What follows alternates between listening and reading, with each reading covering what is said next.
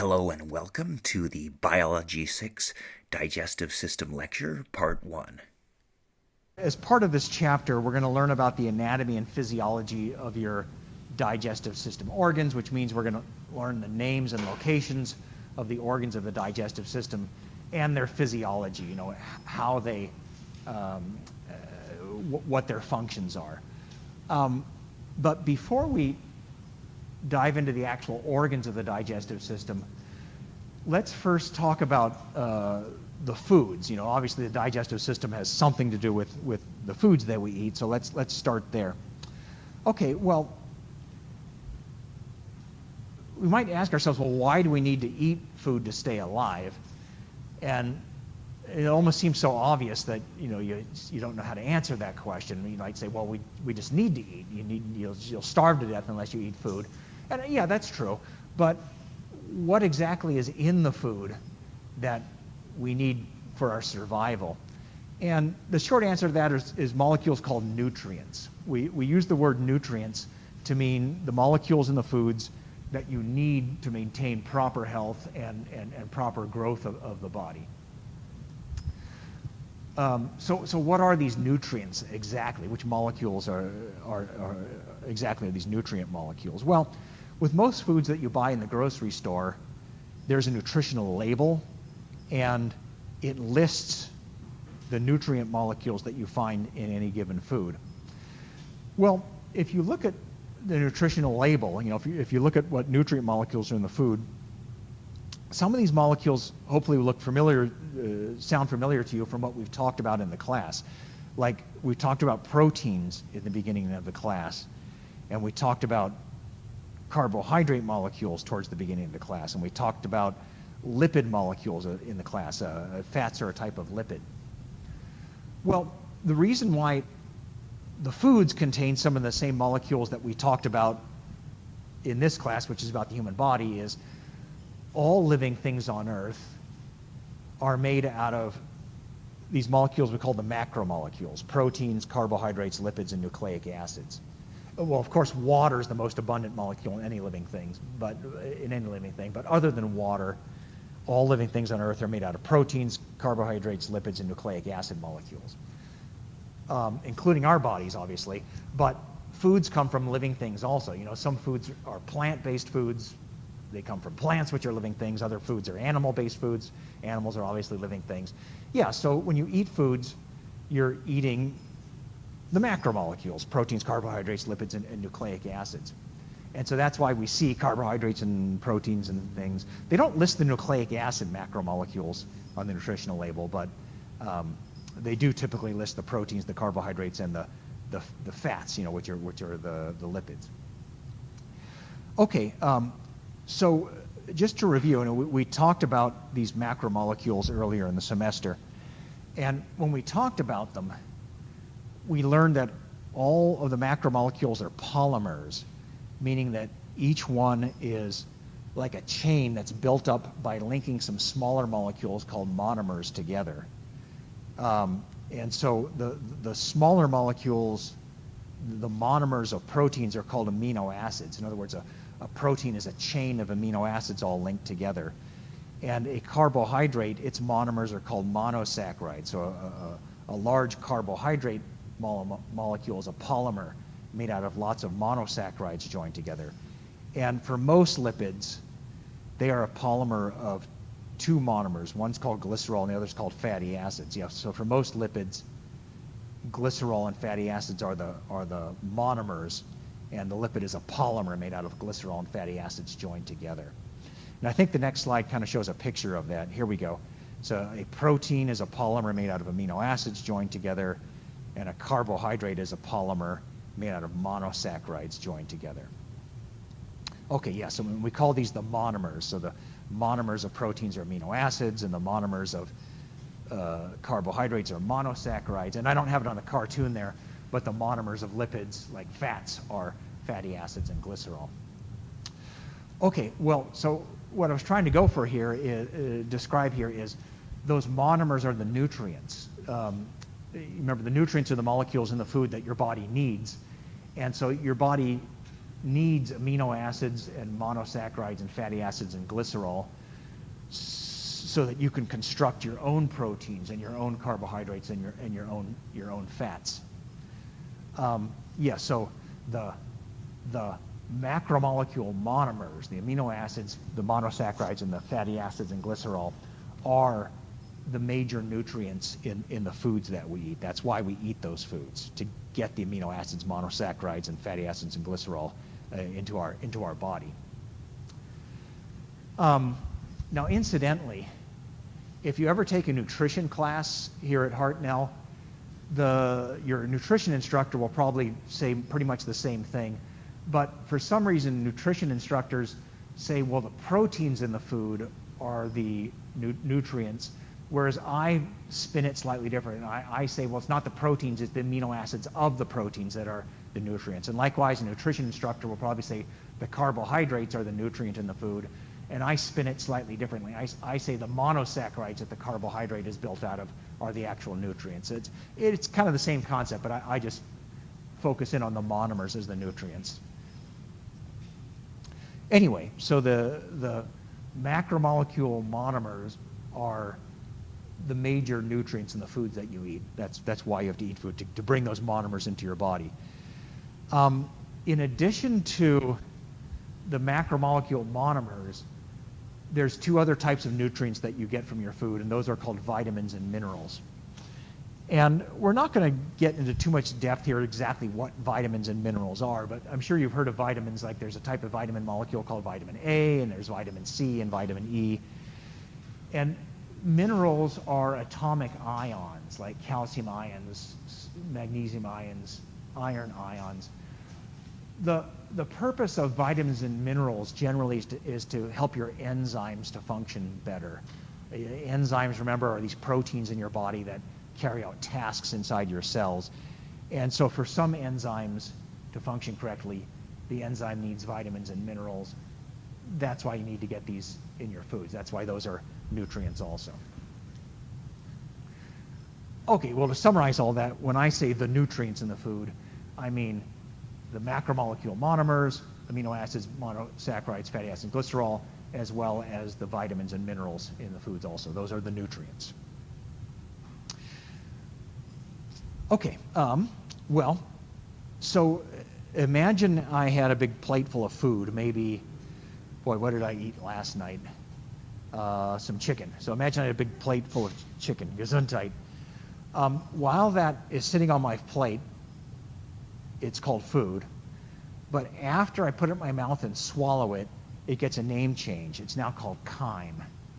It looks like it should be chime, but the correct pronunciation is chyme. So chyme is swallowed food. As soon as you swallow the food, it's no longer food, it's chyme as it moves through your digestive system. Matter of fact, I think we're going to see that here. That represents the food. He puts it in his mouth and he swallows it. And so now we have to call it chyme. It's no longer food. Now, if you look at that food thing that I'm showing here in the animation, notice I'm showing it as a polymer. You know, it's a bunch of little monomer molecules joined together. Matter of fact, let's zoom in right there. Here it is right here. And the reason I'm showing it that like that is because, remember, the food comes from living things. You know, it might be an animal-based food or a plant-based food. And all living things are made out of macromolecules, which are polymers of their monomers. And so, yeah, so when you eat those foods, most of what you're putting in your digestive system are macromolecule polymers, like proteins and carbohydrates and lipids. Okay, so anyway, the chyme is the swallowed food, and most of the chyme, at least when it first goes in, are polymer macromolecules, like proteins and carbohydrates and lipids. Okay, cool. Now, so what exactly does your digestive system do to the chyme? Well, it digests it, and I guess that's almost true by definition. The digestive system digests the chyme. But what does that mean? It means breaking it down into smaller molecules. So that's what the definition of digestion is, where the molecules in the chyme are broken down into smaller molecules. And here's why that's important, to break the macromolecules down into their monomers.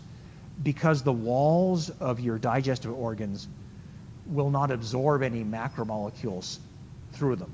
In other words, macromolecules are not allowed to pass through the walls of your GI tract and get absorbed into the body. Only the monomers can pass through the walls of your digestive system organs. And so, yeah, here you can see this macromolecule in the chyme just can't get absorbed. It can't pass through the walls of the GI tract organs. And so that's why it's important for your digestive system organs to do digestion, to break it down into its monomers, because only the monomers, here it is, the macromolecules must first be digested all the way down to their monomers, because only the monomers can be absorbed into the body. Only the monomers can pass through the walls of your digestive system organs and enter the body. Okay, so digestion means breaking the macromolecules in the chyme down to their monomers, and that has to take place because only the monomers can pass through the walls of your GI tract organs. Okay, well, so I've just given you three terms here: the nutrients, the molecules in the foods that you need for your growth and proper health. Chyme is the technical term for the swallowed food, and the digestive system organs have to digest the macromolecules in the chyme down to their monomers because only the monomers can be absorbed. Okay, so all that being said, we are now ready to start talking about the digestive organ system. Okay, the digestive organ system is the organ system, the group of organs that is responsible for food intake. And so that just means you're putting the food in your mouth and chewing it up. That counts as being part of your digestive organ system. Matter of fact, here we go again. The guy puts the food in his mouth and starts chewing it up. That action is considered part of your digestive organ system, the food intake. And then your digestive system also is responsible for digesting the macromolecules in the chyme down all the way down into their monomers. And so I guess we talked about that already here. He swallows it, so now it's chyme. And so the digestive organ system has to digest that all the way down to the monomers so they can be absorbed. Now let's see. Oh, yeah, there's a close-up. There's actually two ways that your digestive organ system carries out digestion. And one of these two ways is called mechanical digestion.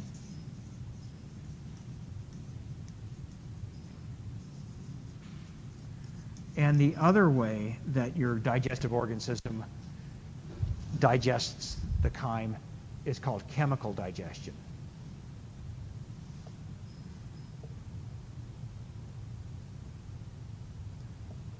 All right, yeah, so these are the two ways that your digestive system organs do digestion: mechanical digestion and chemical digestion. Mechanical digestion at first sounds like there's a machine doing the digestion for you, but that's not it.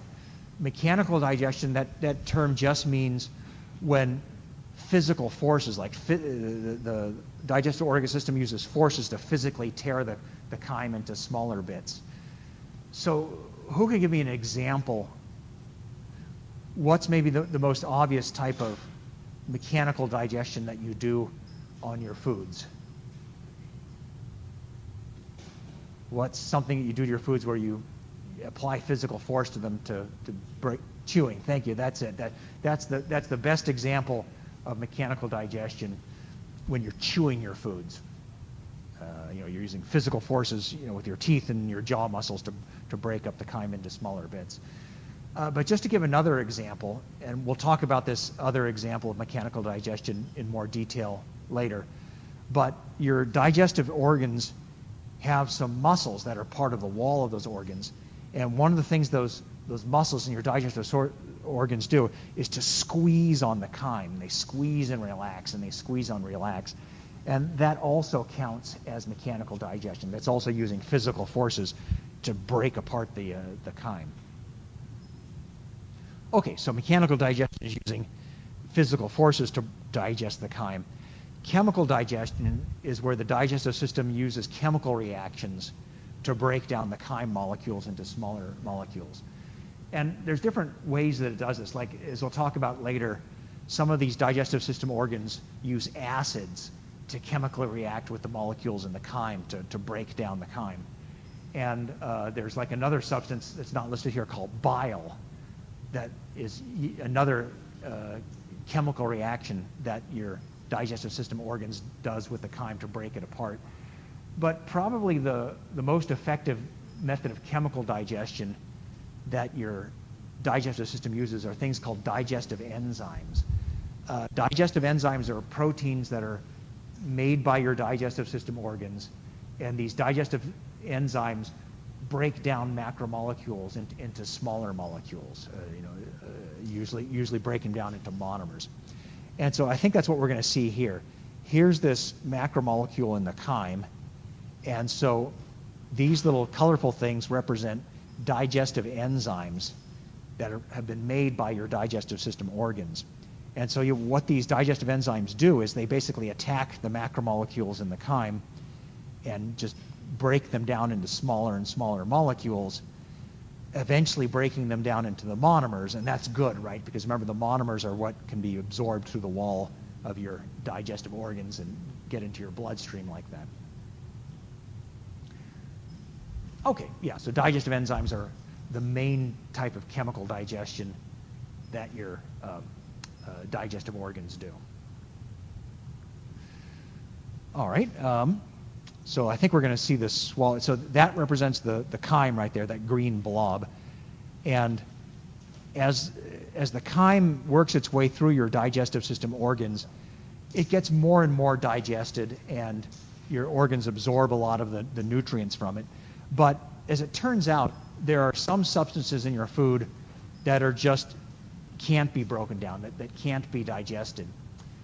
And the undigested chyme is the feces, which of course is obviously the fancy medical name for poop. And so the feces, the undigested chyme, eventually leaves the end of your digestive system there, which is the anus. At the very bottom of the cartoon is the anus. And so that's the last function of the digestive system, eliminating the undigested waste from the body. And that's the undigested wastes are the feces that you see right there, leaving the body through the anus.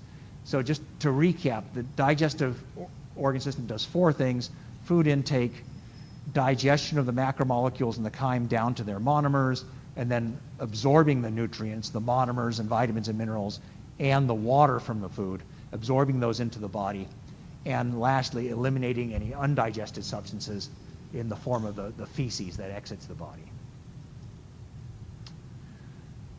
All right. Well, on this cartoon, notice that the guy, puts the food in his oral cavity, his mouth here, and then, well, you'll see it here in a second. It then travels from there down this tube-looking organ here, and then into this organ here, and then into this kind of whitish colored organ that they're showing here, and then into this pinkish colored organ there.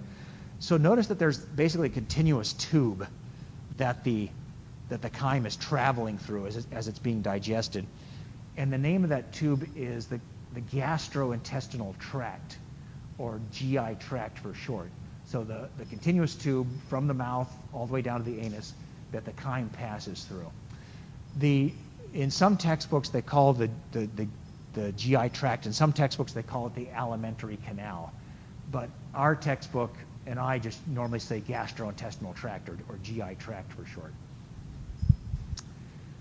There are several organs that are part of the GI tract, and we'll name all these organs here in a few minutes, but just to name a couple right away, there's the oral cavity, that's your mouth, that's part of your GI tract. And this tube right here is called the esophagus, that's also part of your GI tract. But there are three major organs of your GI tract, and they are the stomach, the small intestine, and the large intestine. As a matter of fact, do I have those labeled? Here we go. So the three major organs of your GI tract are your stomach, your small intestine, and your large intestine. And again, just to be clear, there are other organs of your GI tract, like your oral cavity and your esophagus are also organs of your GI tract, but they are not considered major organs because most of the digestion takes place in the stomach, small intestine, and large intestine, so that's why those are considered the major GI tract organs. And all of them, all three of those major GI tract organs are inside your abdominal cavity. Okay, well, the GI tract organs are not the only organs of the digestive system. In addition to the GI tract organs, there are also some other organs of the digestive system called the accessory organs, and they are the liver, the gallbladder, and the pancreas. And so why do we call these organs the accessory organs? Because they're not part of the GI tract. The liver, the gallbladder, and the pancreas make digestive juices that help the GI tract to digest the chyme, but these accessory organs are not part of the GI tract, so the accessory organs never touch the chyme. You know, the chyme only goes through the GI tract organs, not the accessory organs, but like I said, those accessory organs are still considered part of your digestive system because they make digestive juices to help out the GI tract in its digestion of the chyme. Good, and these three accessory organs are also located inside your abdominal cavity.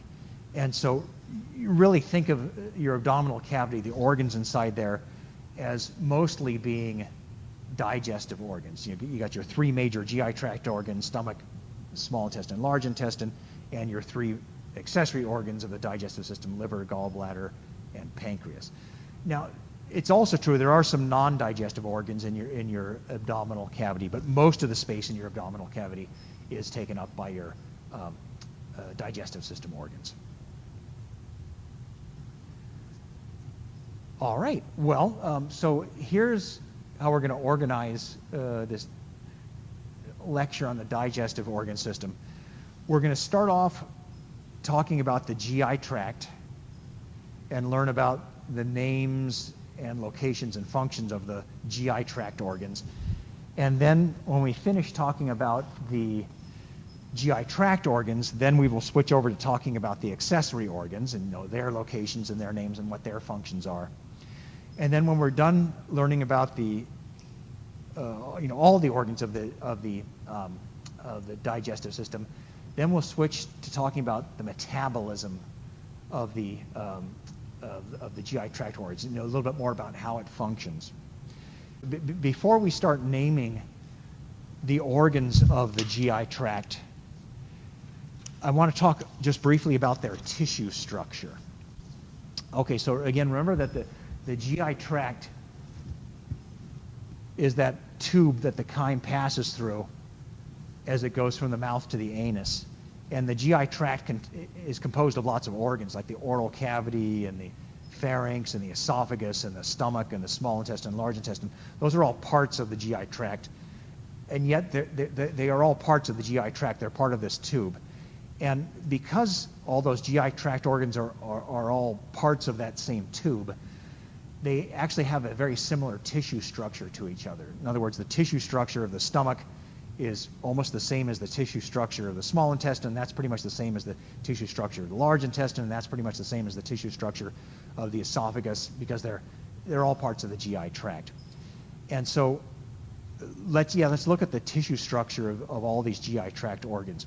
And so here's the way we're going to look at it. Imagine we take some GI tract organ, and it could be any part of the GI tract. It could be the esophagus or the small intestine or the stomach or the large intestine. It doesn't matter. Well, imagine taking some GI tract organ. Here it is. And let's do a transverse cut on it. That means like a cross-sectional cut. And so we're looking, at a cross-section of the GI tract here. And as you can see, there's this hollow space inside. That's where the chyme passes through. I mean, these all GI tract organs have to be hollow organs so the chyme could pass through them.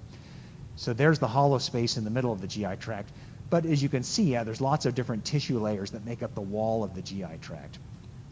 Well, let's zoom in on it there. To begin with, all GI tract organs have a hollow space inside that we call the lumen of the GI tract organ. So the word lumen just means the hollow space inside an organ. And it sort of makes sense that the GI tract organs are hollow organs because, there has to be a hollow space in there for the chyme to slide through. Okay, yeah, so in my drawing there, the black area is always going to be the lumen. But that's not actually a tissue layer, right? That's just an empty space. The innermost tissue layer, the one I'm showing in sort of golden colored cells right here, is called the mucosa. There we go.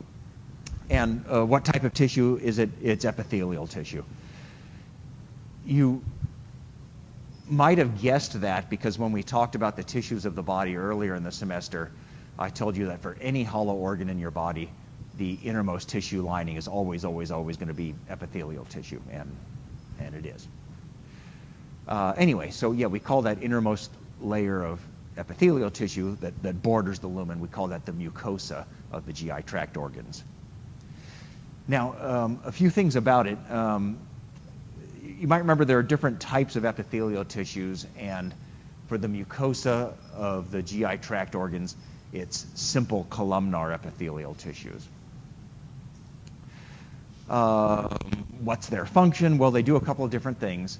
Those epithelial cells of the mucosa, they secrete digestive juices into the lumen.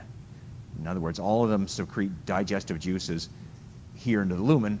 Why? Because that's where the chyme is. And so those digestive juices mix with the chyme in the lumen to help out the digestion of the chyme. In addition to secreting digestive juices, the epithelial cells of the mucosa also make a slippery mucus. And that does a couple things. By coating themselves with the mucus, they protect themselves from digesting themselves. I mean, if you think about it, they're making digestive juices which are capable of breaking apart macromolecules, but they don't want to break themselves apart, and so they cleverly coat themselves with a mucus to protect themselves from self-digesting. The mucus also helps the chyme slide through. So I guess the mucus sort of does double duty in that way. In addition to secreting digestive juices and mucus, these epithelial cells of the mucosa also absorb the nutrients in the water. So as those digestive juices are breaking down the chyme in the lumen into its monomers, those epithelial cells also absorb the nutrients. They pull the nutrients through the mucosa cells into the blood vessels. Now, one more thing about the mucosa layer here. Notice that I've showed it being highly folded into like hills and valleys, and that's the way it always is. The mucosa is always very highly folded, and the idea is to increase the surface area. The more you fold something, the more surface area you can cram into a small space. And just by having more surface area, the mucosa is able to do its job better. With more surface area, you can have more epithelial cells making more digestive juices and absorbing more nutrients and water from the chyme. Okay, anyway, the innermost of the four tissue layers of the GI tract is called the mucosa, and it's epithelial tissue. Okay, moving outward, the next layer of tissue in the GI tract organs is this one that I'm showing as kind of whitish, but with these kind of scraggly looking red areas.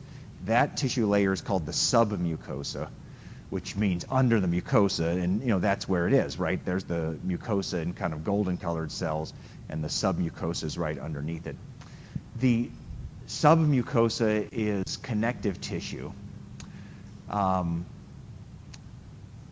If you think back to the lecture on the tissues of the body, there was a type of connective tissue called dense connective tissue, which was a tough, leathery tissue.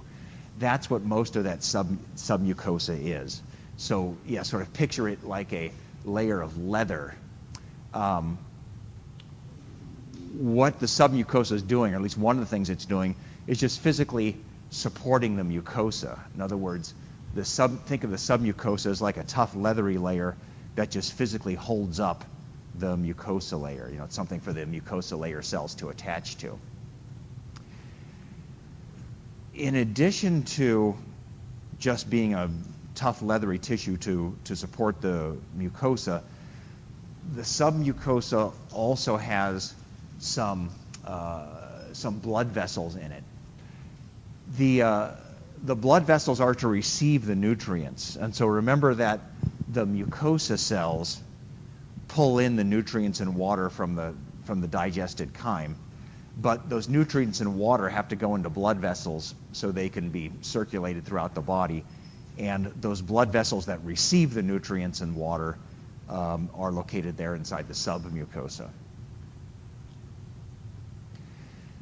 In addition to having blood vessels, the submucosa also has some nervous tissue inside of it, some neurons. Here's what those are for. Your digestive system organs have to be able to sense when there's chyme inside there. They have to be able to sense when you've eaten a meal and then there's food inside there.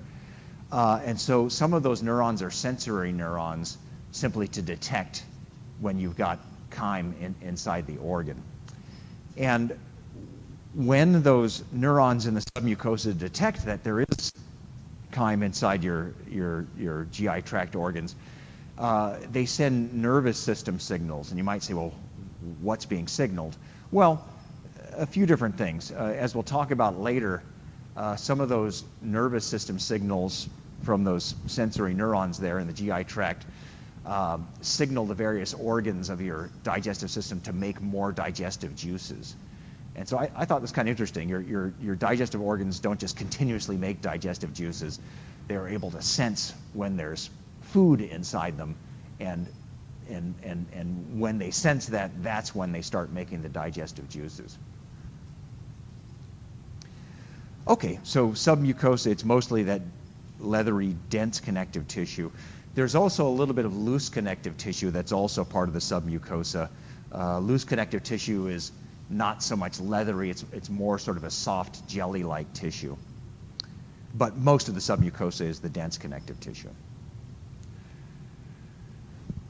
Okay, and then moving even further outward, the next tissue layer of the GI tract is called the muscularis externa, and that's the one I'm showing in these pink and reddish looking cells here. So the tissue type that the muscularis externa is made out of is smooth muscle tissue.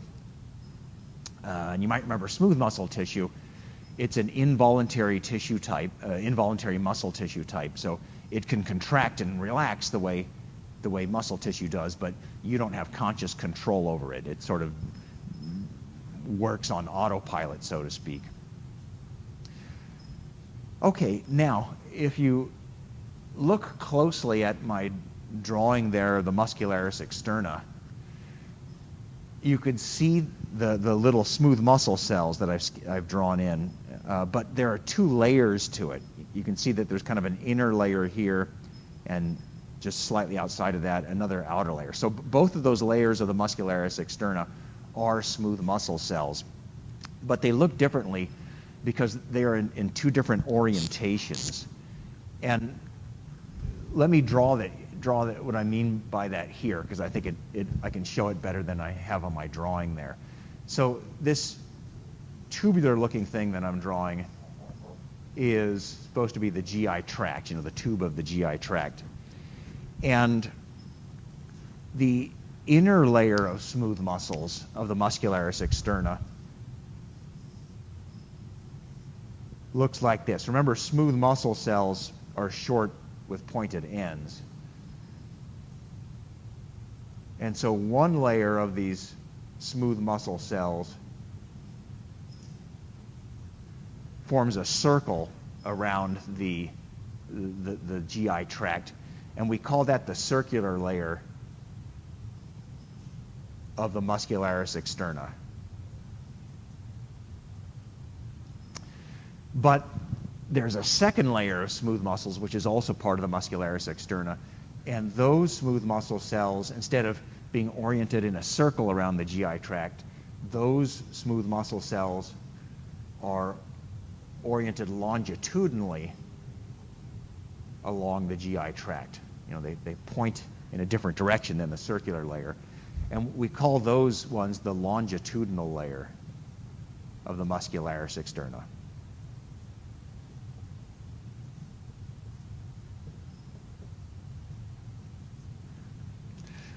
All right, yeah, and so both of those layers together are the muscularis externa. The circular layer, the inner layer of the two, the cells circle around the canal, the GI tract, and the longitudinal layer is the outer layer of the two.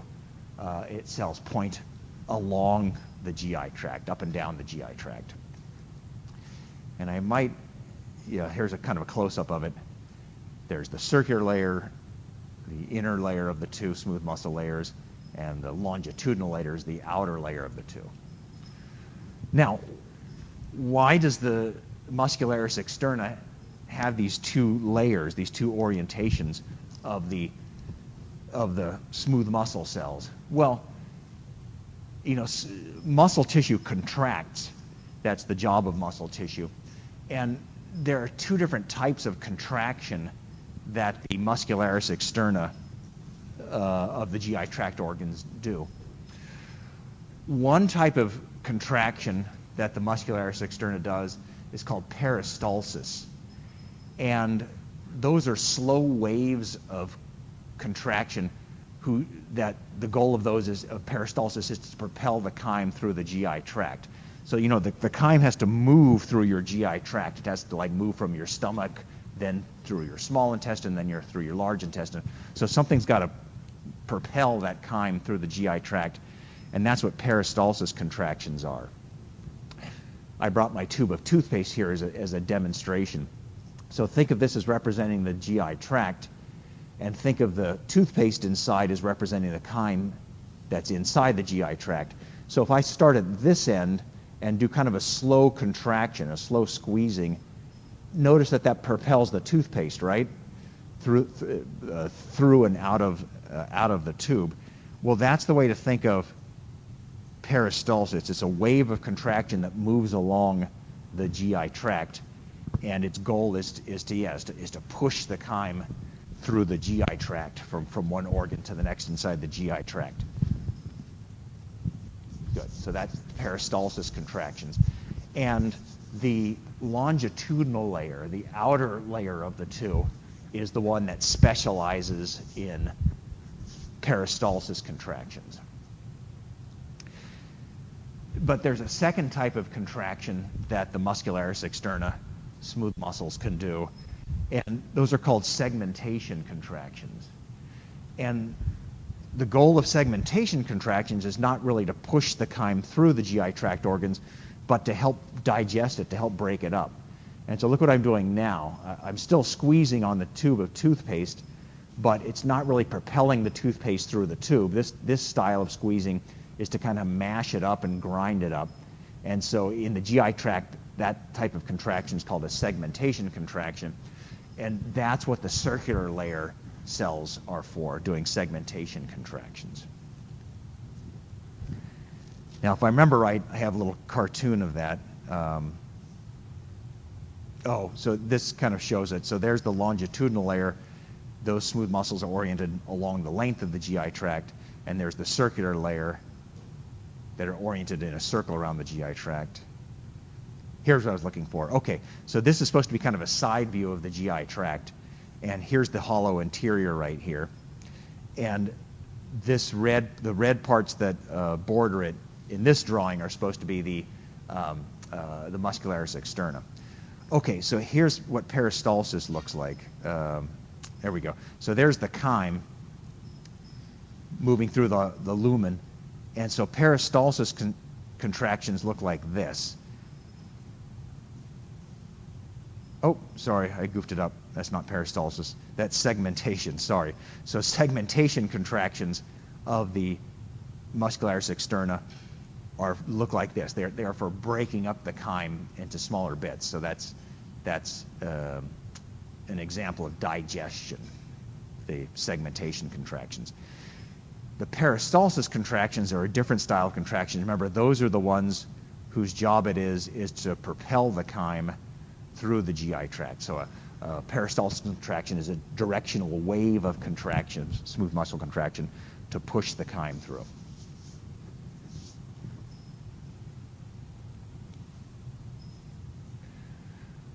Oh, you might wonder, well, how long does it take those peristalsis contractions to push the chyme all the way through? Like, if I eat chicken dinner, how long does it take my peristalsis contractions to push it all the way through my stomach and small intestine and large intestine, and then eventually out of my body? That varies from person to person, but for most people, somewhere between 12 and 24 hours is how long it takes the chyme to move completely through the GI tract. And not to be too gross or crude, but sometimes when you go to the bathroom, you can see remnants of the food you ate inside the feces, and if you see that, say, well, how many hours ago did I eat that meal? And then you can figure out exactly how long your particular peristalsis takes to push the chyme through your own GI tract.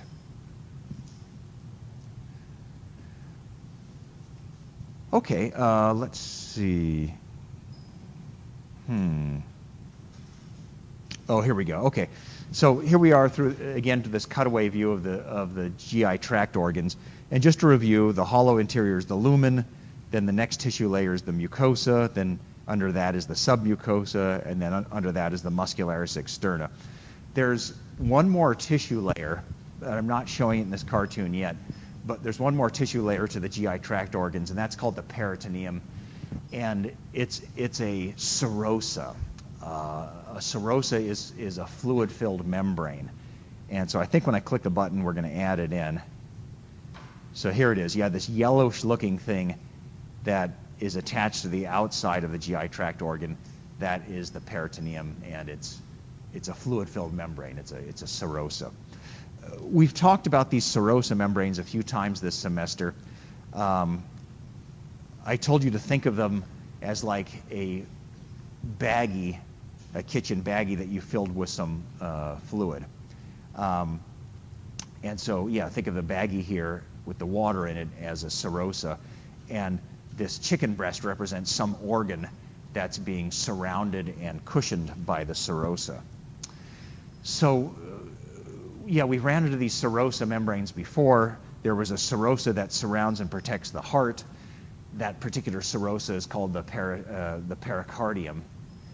And when we talked about the respiratory system, you might remember there was a serosa that surrounded and protected the lungs. That serosa on the lungs is called the pleura. And so what I'm saying is there's yet another serosa, one that surrounds and cushions your GI tract organs, and the name for that particular serosa is called the peritoneum. So a fluid-filled membrane that surrounds and cushions your GI tract organs, that's the peritoneum. The side of the peritoneum that attaches to the wall of your GI tract organs, like this side right here in this photo, is called the visceral peritoneum. And the opposite side of the peritoneum, the side that attaches to the wall of the abdominal cavity, is called the parietal peritoneum. And yeah, so here you see the peritoneum in yellow. The side that attaches to the muscularis externa is the visceral peritoneum, and the outside of it that attaches to the abdominal cavity wall is the parietal peritoneum. Now, if you notice on the drawing here, there's some extensions of the peritoneum that come off from the GI tract organs. It looks like they go kind of laterally, they go sideways. Those can be called the mesenteries or the omentum. And so you see them as sort of what's the word I'm looking for? Almost like draperies or membranes that come off of the GI tract organs. Let me show you a picture of this. This is a human cadaver that's been partially dissected. And so this is the abdominal cavity that's been opened up. And you can see some of the digestive system organs, like here's the liver right here, and these tubular-looking things around here are I guess that's the small intestine there, and that might be part of the large intestine.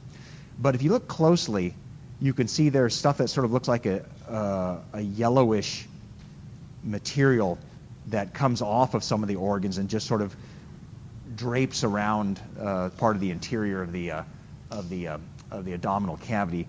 Those are called the mesenteries or the omentum, and so yeah, those are just extensions of the peritoneum. That's part of your GI tract organs. All right, so now you have I think a good sense of the general tissue structure of the GI tract organs. You know, from interior to exterior, lumen, mucosa, submucosa, muscularis externa, and peritoneum.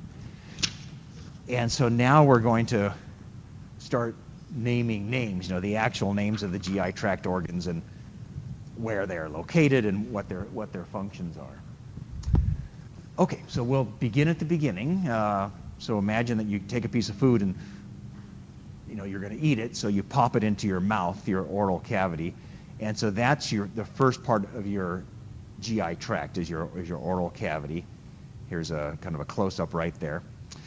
Okay, well, so when you put that piece of food inside your mouth, you know, obviously one of the first things you do is start chewing it.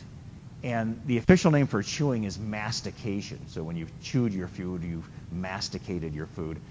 And that's a type of digestion. You might recall when we talked about digestion, it means when you're breaking up the chyme into smaller molecules. And if you're breaking up the chyme into smaller molecules by applying physical forces to it, like chewing, we say you're doing mechanical digestion. So the first digestion you do on the food that you put in your mouth is mechanical digestion, just by masticating it. But there's this other type of digestion called chemical digestion, where you use things like digestive enzymes to break apart the molecules in the chyme. And that also happens in your oral cavity. Inside your oral cavity are some glands called salivary glands. They make saliva. But those salivary glands add some digestive enzymes to your saliva, and so that is doing chemical digestion on the chyme. So what I think is interesting is right from the very beginning of the GI tract, right from the oral cavity, your digestive system is using mechanical digestion and chemical digestion to start breaking down the chyme. It just can't wait to get started on digestion, so boom, right there at the very start, it starts it. Okay, well, the next part of the GI tract is called the pharynx. Oh, let's see if I have this labeled. 1 second before I go on. Oh, there's the chyme going in. No, I guess I don't have it labeled. Okay, well, let me go back for a second then.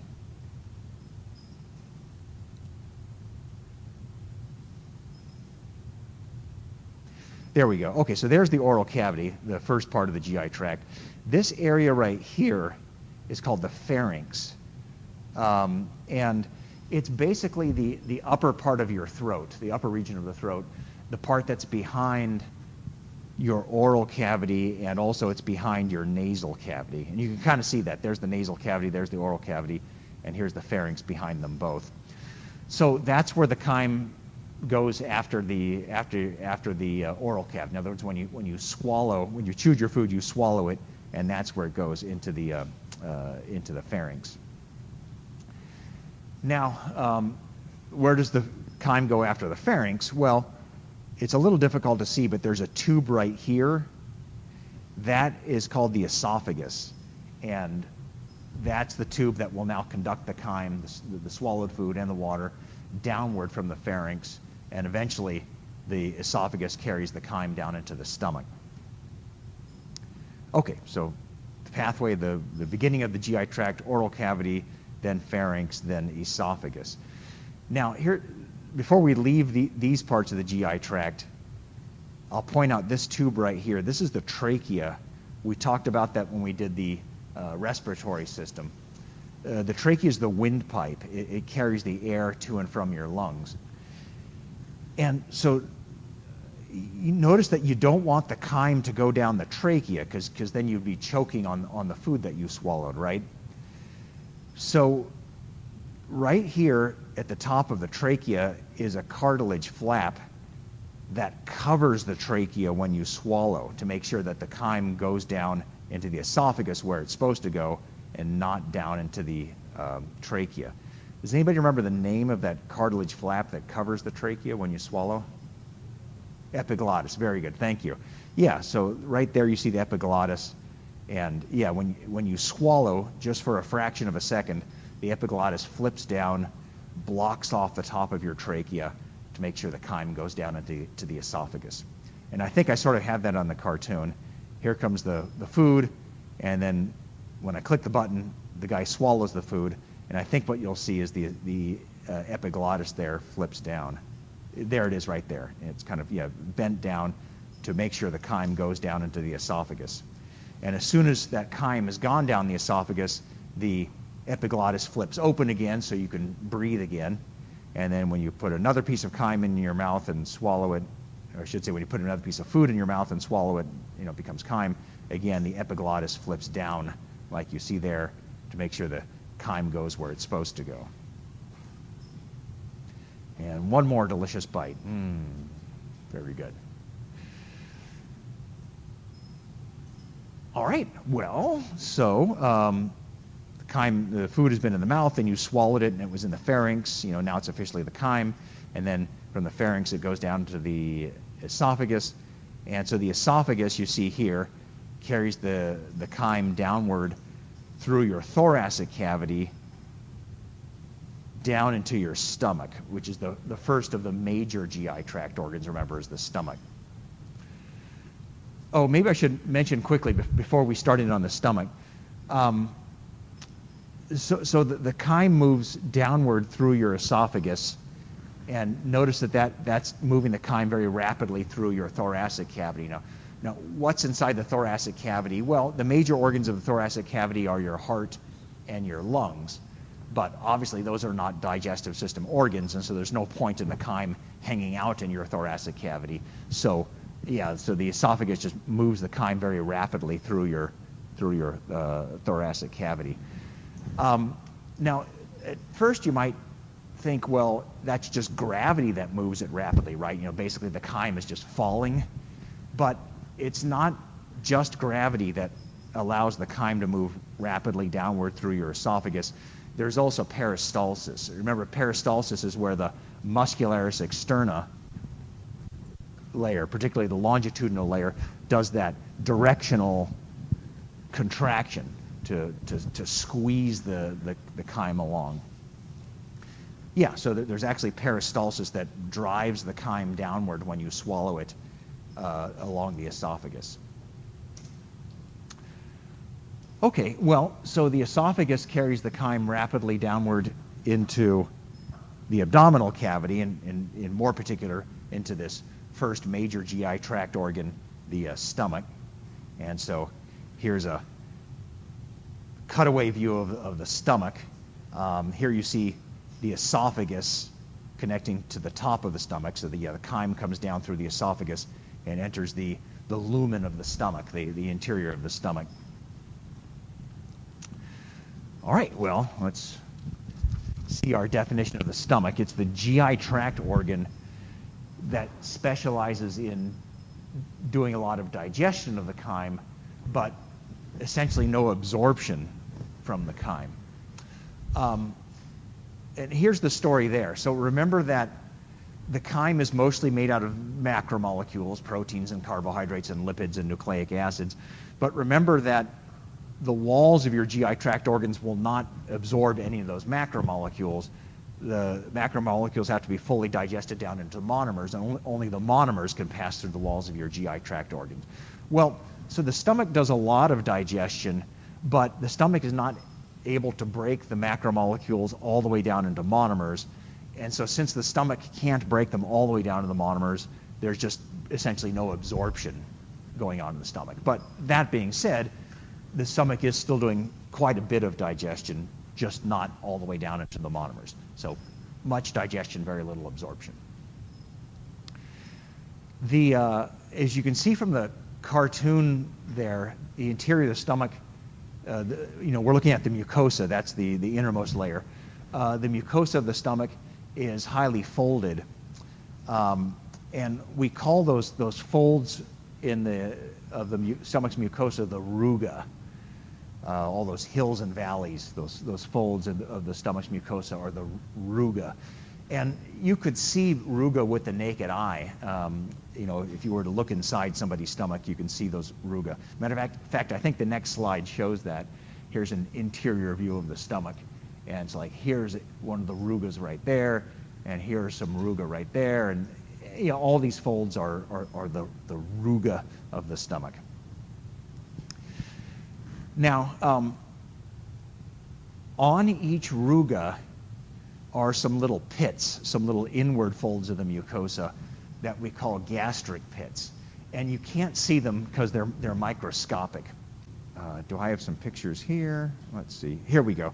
Okay, so this is supposed to be the surface of one ruga that you're seeing here. And it's kind of shown in cross-section. In other words, here's some of the cells that make up the mucosa. And so notice that even though this whole thing is like one fold, one ruga, it has these downward fold pits of those epithelial cells of the mucosa. And so those are gastric pits. Like here's a gastric pit on this ruga, and here's a gastric pit on this ruga, and here is another gastric pit on those ruga. And so like I say, these, although you can see the whole ruga with the naked eye, the gastric pits are too small, they're microscopic. But they are inward folds, they are crevices that go downward of the stomach's mucosa. Here's a close-up of one.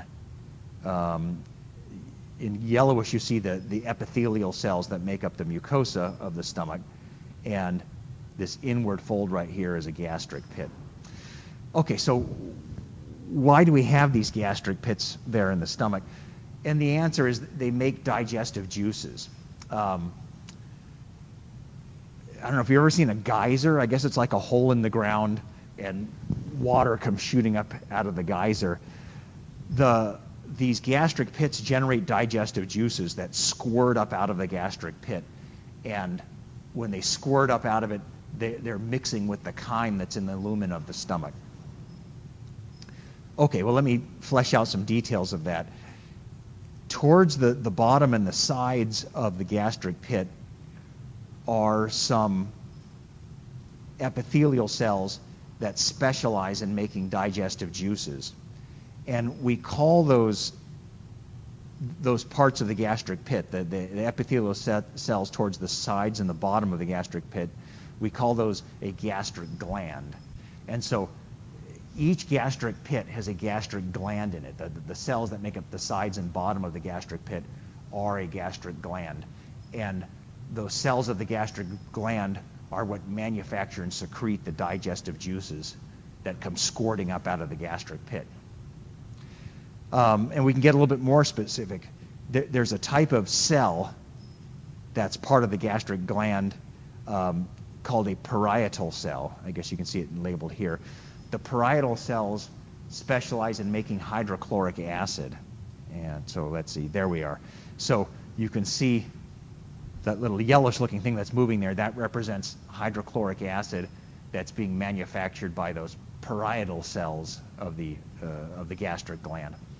Hydrochloric acid is a very powerful acid, and it's being manufactured by your stomach for chemical digestion. You know, the hydrochloric acid helps digest the macromolecules in the chyme in your stomach. In addition to the parietal cells, there's another type of cell that you find in the gastric gland called a chief cell. And the chief cells make a digestive enzyme. The digestive enzymes also do chemical digestion. They also help break down the macromolecules into monomers. And so both of those cell types, the parietal cells and the chief cells, together they are the gastric gland. And so together they're making acids and digestive enzymes, which, like I said, those come squirting up out of the gastric pit, and then from there they mix with the chyme that's in your stomach to help do chemical digestion on the chyme. So think of your stomach as a very acidic organ. The chyme that's in the lumen of your stomach gets very acidified from all these acids that are coming squirting out of the gastric pit. Oh yeah, so there's kind of a cutaway view. Here you see the chyme in yellow inside the interior of the stomach, and yeah, some of those epithelial cells in the mucosa, the epithelial cells that are part of the gastric gland, are manufacturing acids and digestive enzymes which come in or secrete into the chyme to do digestion on the chyme's macromolecules. Okay, well, so like I said, the interior of the stomach gets very acidic from all those acids being secreted. The stomach is a pretty tough organ, so it's not going to be harmed by those acids. But the surrounding organs, the esophagus up here and the small intestine is the next organ. The esophagus and the small intestine could be harmed by those acids. So to protect the surrounding organs from its acids, the stomach has some valves at its entrance and at its exit to stop those acidic digestive juices from harming the esophagus or the small intestine. And those valves are called sphincters. The word sphincter, here it is. The word sphincter means a valve that's made out of smooth muscle. If you picture my fingers here as smooth muscle, notice if I make them into sort of a circle like that, it can act as a valve. If the smooth muscle is relaxed, then there's open space in there, right? And chyme can move through. But if the smooth muscle of the sphincter contracts, it closes that open space, and so the valve is closed, and then no chyme can move through. So yeah, that's what these sphincters in your GI tract do. They act as a valve. If the smooth muscle of the sphincter is relaxed, the chyme can pass through, and if the smooth muscle of the sphincter contracts, the valve is closed, so the chyme can't move through. So yeah, so what I'm saying is there's a sphincter here at the entrance to the stomach. That's called the esophageal sphincter. The name sort of makes sense because it's right there where the esophagus connects to the stomach. That's the esophageal sphincter. And there's also a sphincter at the exit to the stomach right here. That's called the pyloric sphincter. And so most of the time those two sphincters are closed, to seal off the acids inside the stomach so they don't harm the esophagus and the small intestine. But they have to open briefly. So when you swallow and the chyme is coming down the esophageal sphincter opens briefly just to let the chyme pass through, and then it closes itself again. It seals itself off so the esophagus doesn't get splashed with the acid. And likewise, after the chyme has been digested in the stomach for a few hours, then it's time for the chyme to move from the stomach into the small intestine, and that's when the pyloric sphincter opens briefly. The pyloric sphincter just opens just momentarily to let little squirts of chyme, one at a time, pass through into the small intestine.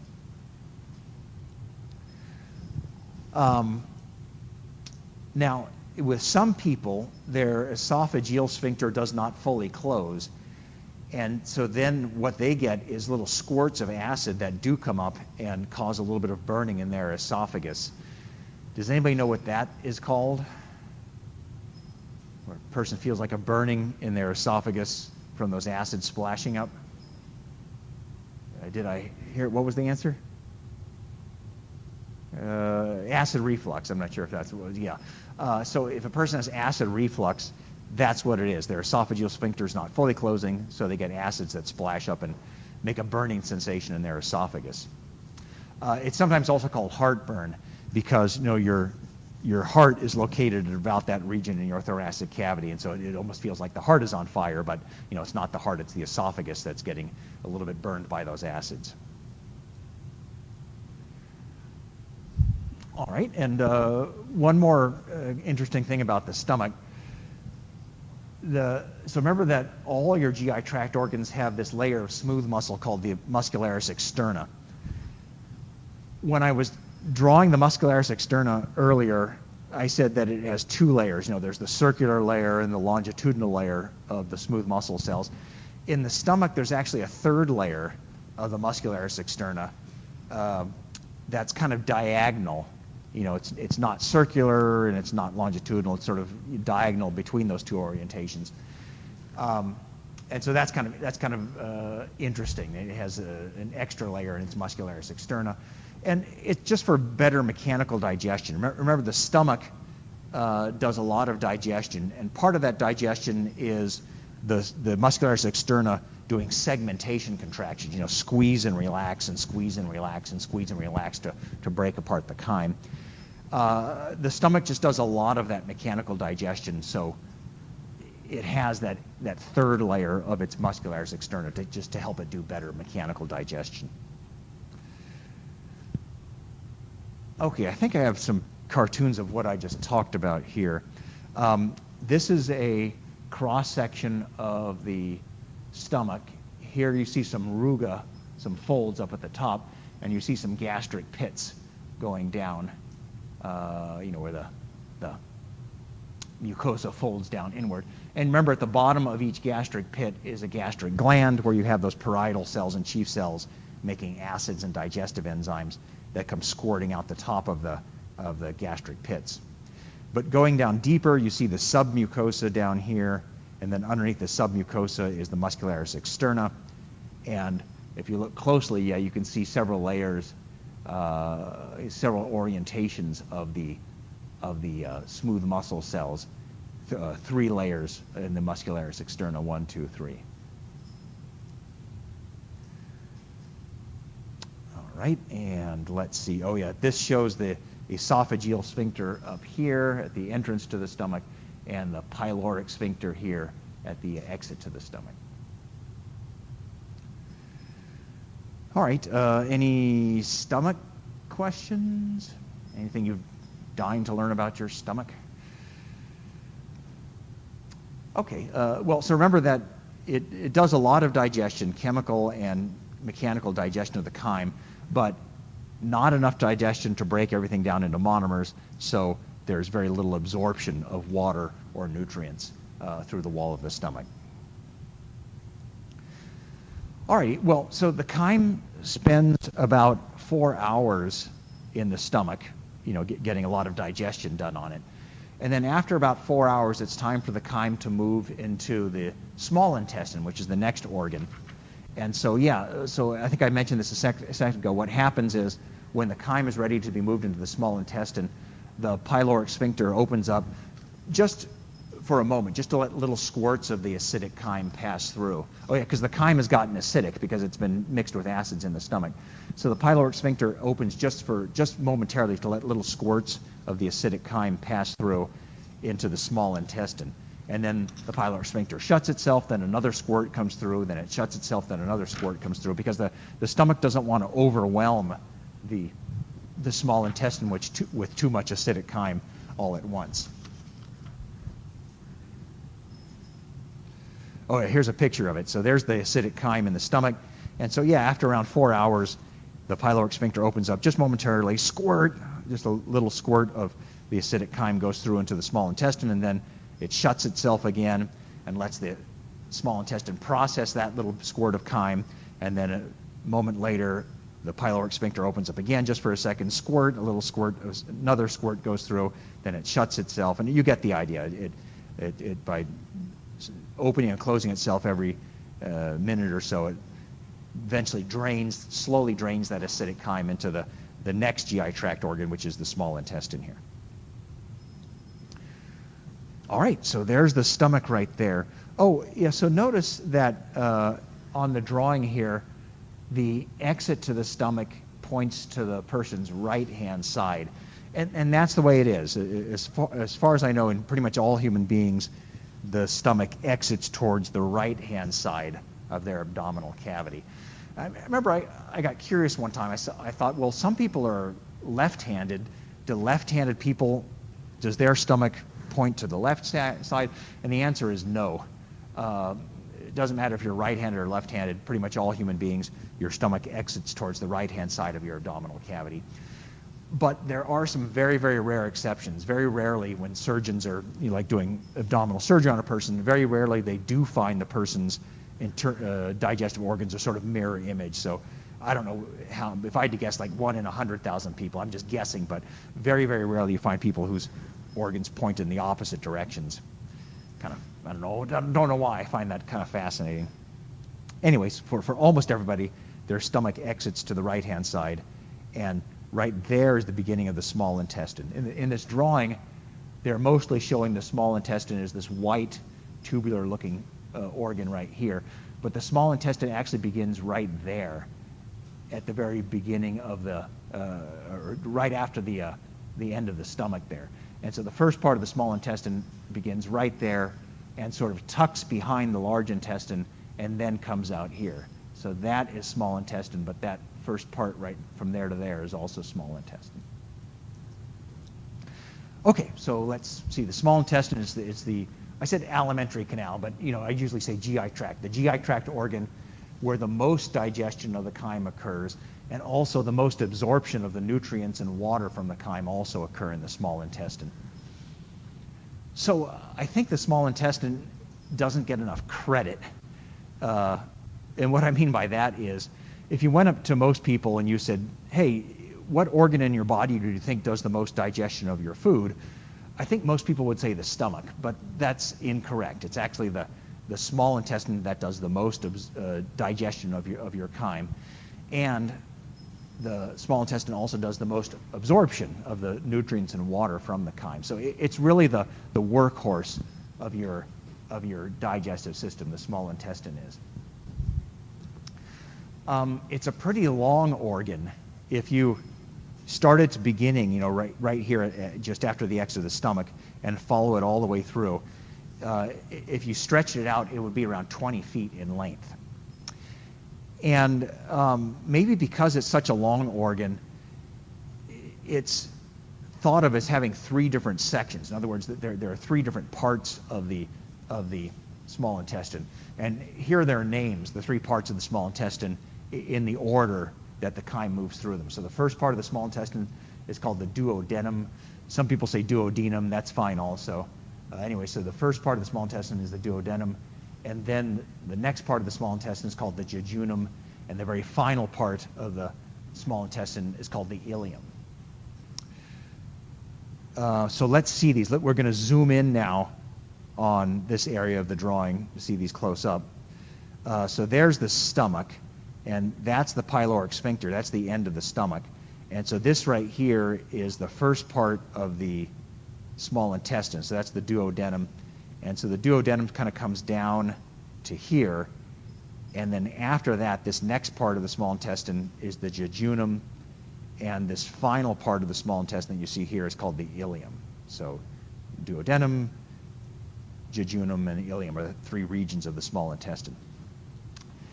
So the duodenum, this first part right here that it connects to the stomach, I sometimes think of that as the mixing bowl of the small intestine. So imagine you're going to make cookies or something, so you've got your mixing bowl here. And so you throw in a bunch of different ingredients, right? You throw in the sugar and the eggs and the milk and whatnot, and then you mix them all together. That's what's going on in the duodenum of the small intestine, not cookies and milk and stuff, but what's being mixed together in there. Oh, sorry, here's the labeling. So the duodenum's there, jejunum's there, and the ileum is there. Here, this shows it. Okay, so here's the duodenum right there. Here's the stomach, here's the pyloric sphincter at the exit to the stomach. So here's the duodenum like that. So notice it almost has sort of a C shape to it. So what I was saying about mixing, so the duodenum, since it's right next to the stomach, the duodenum receives the, oh darn it, go back. Here you can kind of see it. The duodenum receives the acidic chyme from the stomach.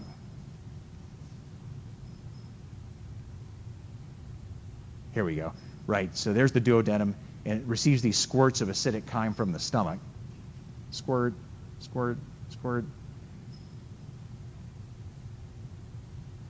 But it also receives digestive juices from the accessory organs. And so remember the accessory organs. The accessory organs are digestive system organs, but they're not part of the GI tract. And so the accessory organs are the liver, which you see here, the gallbladder, which they're showing in green there, and the pancreas, as they're showing here. And notice they put these little black arrows in there because those are the digestive juices. Here are some digestive juices coming down from the liver. Here are some digestive juices coming down from the gallbladder. And here are some digestive juices coming from the pancreas.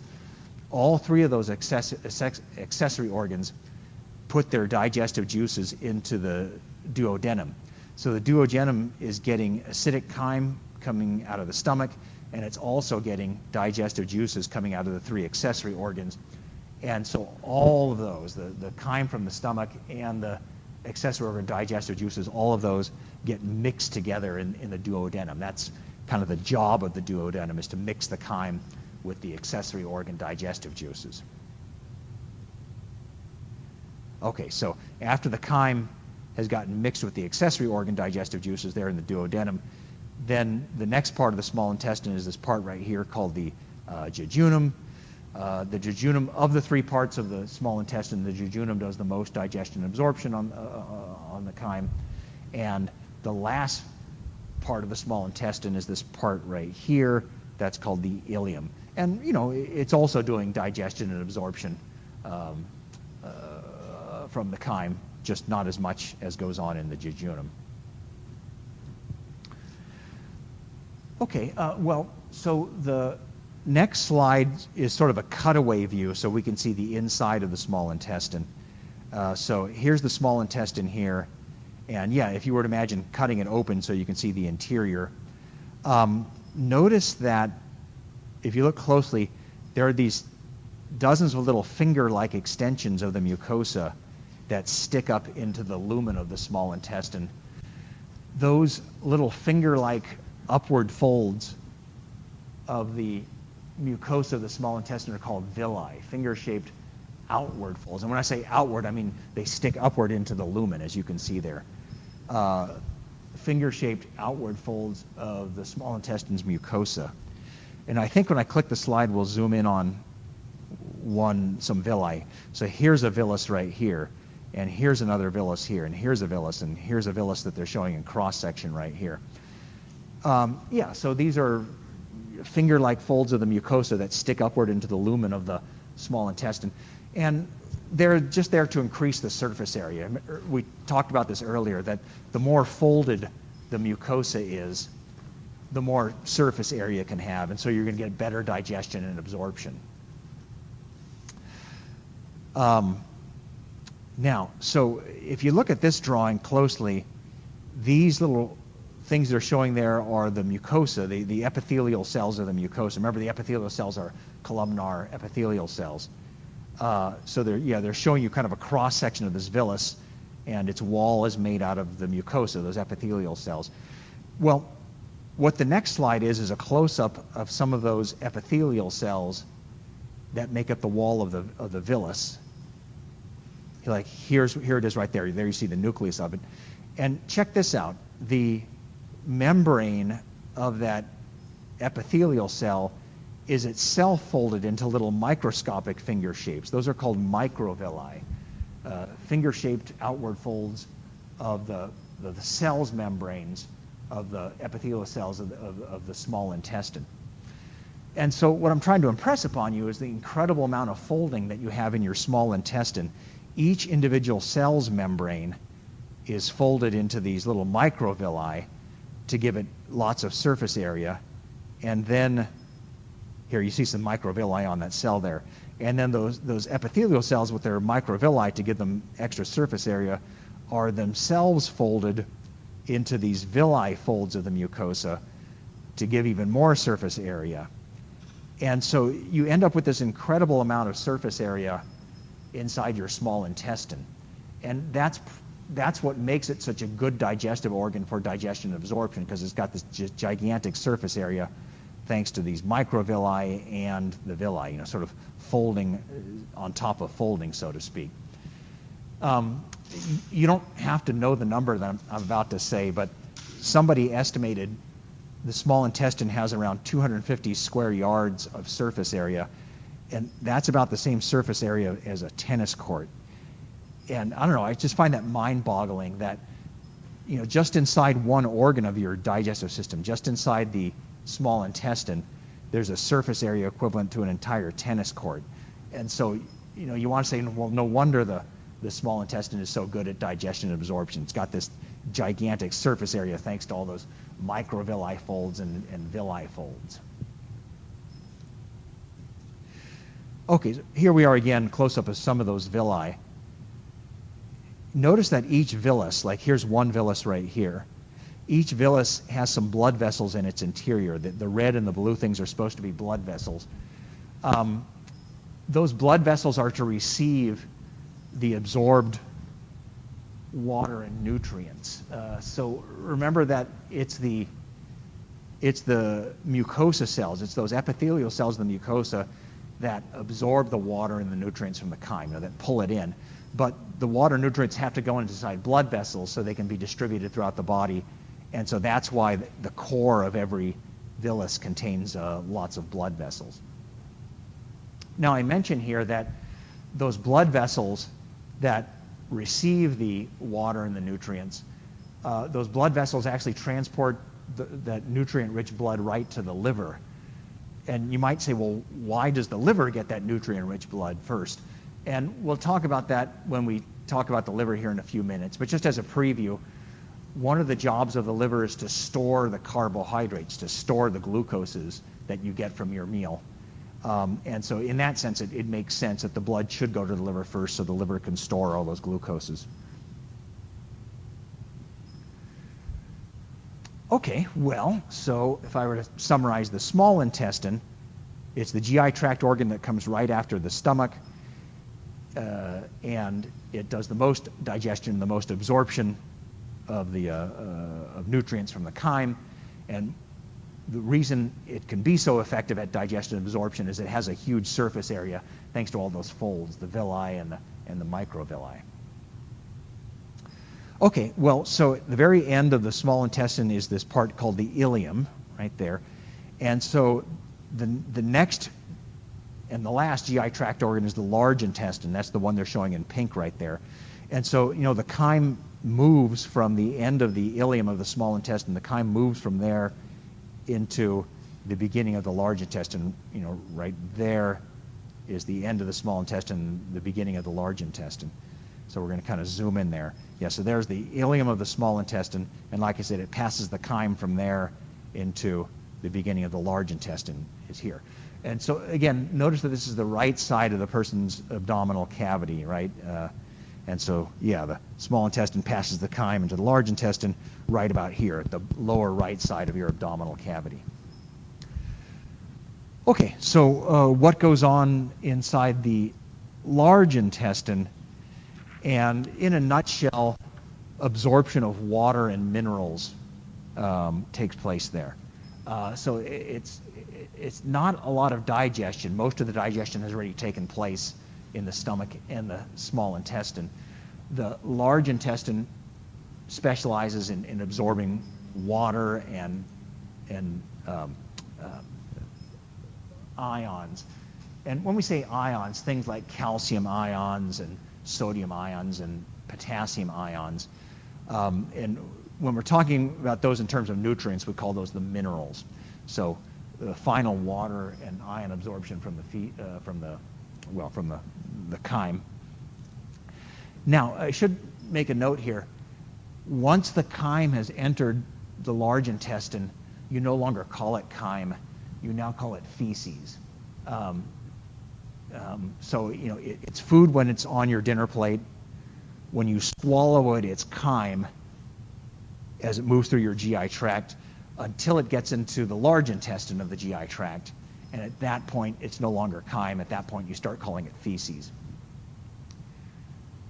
All right, so large intestine, the GI tract organ that does the final water and ion absorption from the feces, the undigested chyme.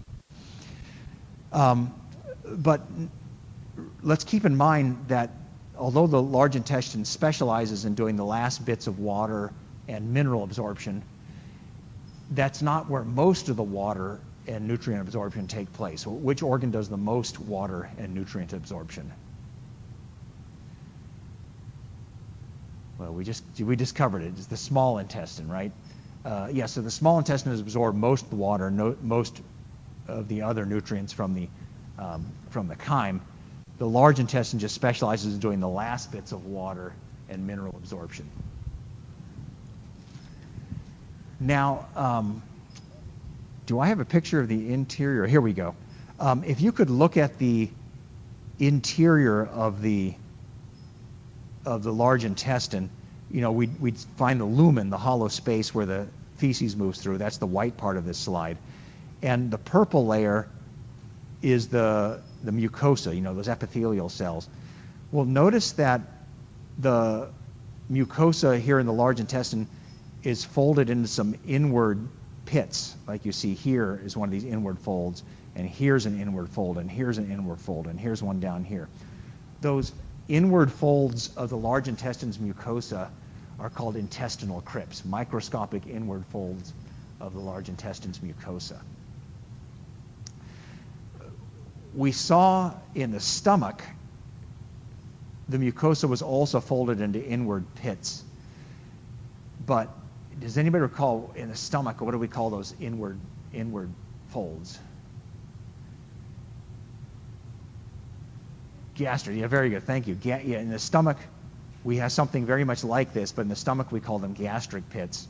But in the large intestine, we call them intestinal crypts. But the small intestine was different. The small intestine, instead of having inward folds, had finger-shaped outward folds that stuck up into the lumen. What do we call those finger-shaped outward folds in the small intestine? Villi, or you know, the microvilli are actually the cellular membrane folds, but the actual folds of the mucosa itself are called villi in the small intestine. So try to grasp the pattern there. In the stomach, you have inward folds, like, you know, the spots between my fingers here, and we call those gastric pits. In the small intestine, you have outward folds, which we call villi, and then in the large intestine, we're back to the inward folds, which we now call intestinal crypts. Okay, and just as a review, remember that the small intestine had three regions, the duodenum, the jejunum, and the ileum. The large intestine has four regions. This first part of it, you know, the first part of the small intestine that carries the feces upward along the right-hand side, that's called the ascending colon. And then this part right here that carries the feces from the right side to the left side of the abdominal cavity, that's called the transverse colon. And then this part here that carries the feces downward on the left-hand side is called the descending colon. And then the last part of the large intestine is sort of this S-shaped part that kind of sweeps down here and then curves this way.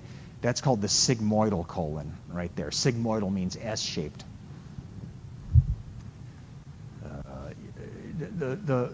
The word colon is just another word for the large intestine. So the four parts, the ascending colon, transverse colon, descending colon, and the sigmoid colon.